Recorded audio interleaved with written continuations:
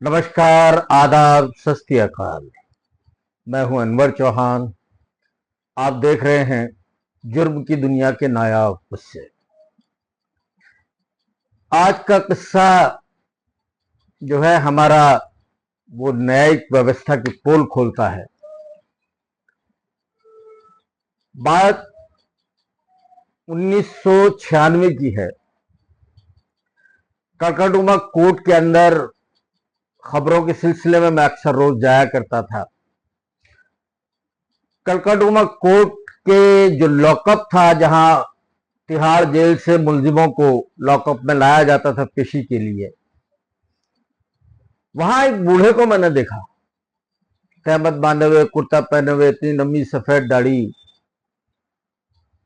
तो मैंने देखते ही कहा, मैंने कहा ये बूढ़े ने क्या अपराध किया है।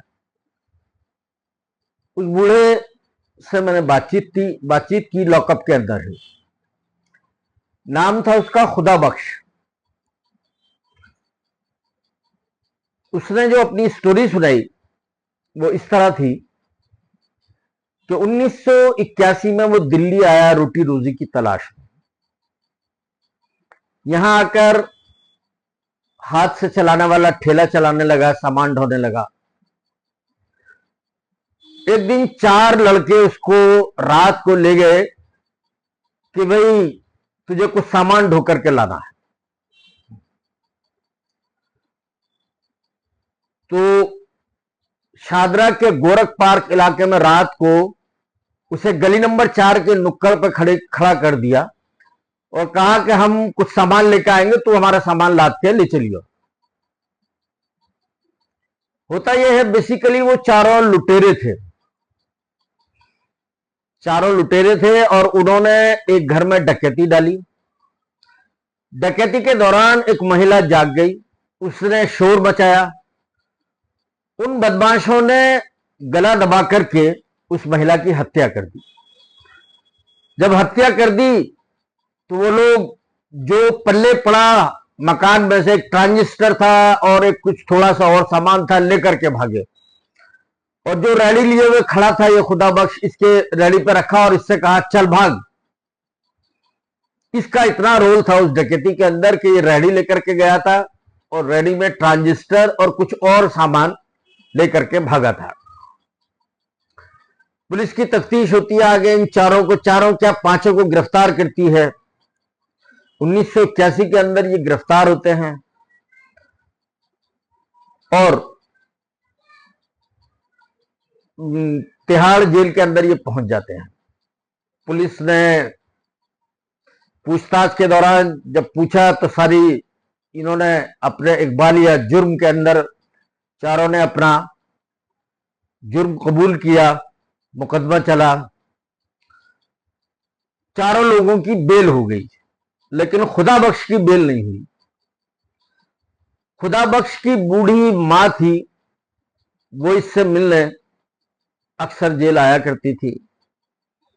मां ने ही जेल में एक दिन खबर दी उसको कि उसके बाप का भी इंतकाल हो गया है। लेकिन अचानक 12-14 महीने गुजर गए, मां नहीं आई।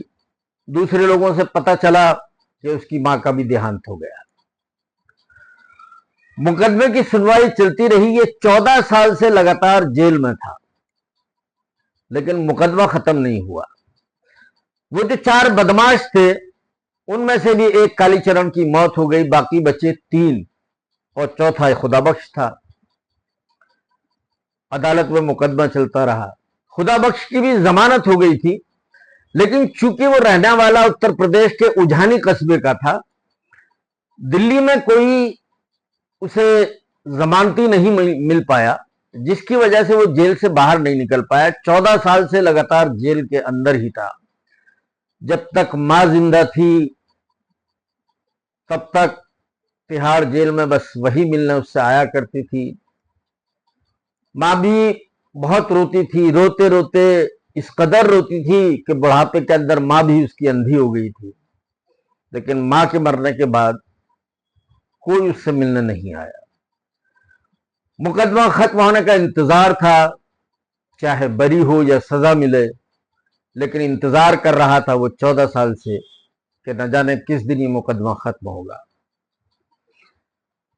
मैंने जो उससे गुफ्तगू की, दफ्तर आया, आकर के पूरी खबर लिखी। खबर का हेडिंग था, खुदा बख्श को अब खुदा से ही इंसाफ की उम्मीद। ये खबर छपी, न्यायपालिका के लोगों ने भी पढ़ी। अतिरिक्त सत्र न्यायाधीश हुआ करते थे कड़कड़डुमा कोर्ट के अंदर, एसएन कपूर, उनकी अदालत में ये मुकदमा था। जैसे ही खबर छपती है, अगले दिन ही इसकी तारीख पड़ जाती है। उस खबर छपने के बाद 3 दिन तक, लगातार 3 दिन तक एसएन कपूर इस मुकदमे की सुनवाई करते हैं और 3 दिन बाद ये बरी हो जाता है। जब ये बरी हुआ तब भी मैं इससे मिला और इसने ख्वाहिश जाहिर की कि सबसे पहले मैं अपने गांव जाऊंगा, देखूंगा 14 साल में बच्चे उसके कितने बड़े हैं। जब वो दिल्ली आया था रोटी रोजी की तलाश में उझानी से, तो बच्चे छोटे छोटे थे। 14 साल तक सिवाय मां के इससे कोई नहीं मिल पाया। घर की हालत बेइंतहा खस्ता थी। परिवार के लोगों के लिए दिल्ली आना तक दुश्वार था। और पूरी जजमेंट मैंने पढ़ा, पढ़ने के बाद फिर एक खबर लिखी कि कुल जिंदगी का 1/4 हिस्सा बेवजह सलाखों के पीछे कट गया। दरअसल ये शख्स खुदा बख्श अगर मुझसे न टकराता और इसकी खबर न छपती तो पता नहीं कितने दिन और इसको इंतजार करना पड़ता। जिस जुर्म के अंदर, जिस अपराध के तहत, जिन धाराओं के तहत इस पर मुकदमा था, जो 4 बदमाश थे, उनकी तो बात मैं नहीं करता। एक कालीचरण, उनसे मौत हो गई थी, 3 बच्चे थे, उन पर हत्या का इल्जाम था। इस पर हत्या का नहीं था, लूट का था। शायद लूट के मामले में 14 साल जेल के अंदर रहना, शायद अगर अदालत सजा भी बोलती तो शायद 14 साल की ना होती, लेकिन बेवजह जेल की सलाखों के पीछे कुल जिंदगी का 1/4 हिस्सा गुजर गया। एक वक्त था कि मीडिया में छपी खबरों का कुछ ना कुछ असर होता था और न्यायपालिका के लोग भी उस पर सुनवाई करते थे। लेकिन आज मीडिया का क्या हाल है, कहना मुनासिब नहीं। आज का किस्सा यहीं मैं खत्म करता हूं और आपसे उम्मीद करता हूं कि मेरे चैनल को सब्सक्राइब जरूर करेंगे, लाइक करेंगे, शेयर करेंगे, क्योंकि आपके सब्सक्राइब करने से, लाइक और शेयर करने से मेरा हौसला बढ़ता है और हर रोज मैं आपके लिए जुर्म की दुनिया के नायाब किस्से इसी तरह लेकर के आता रहूंगा। जय हिंद, जय भारत।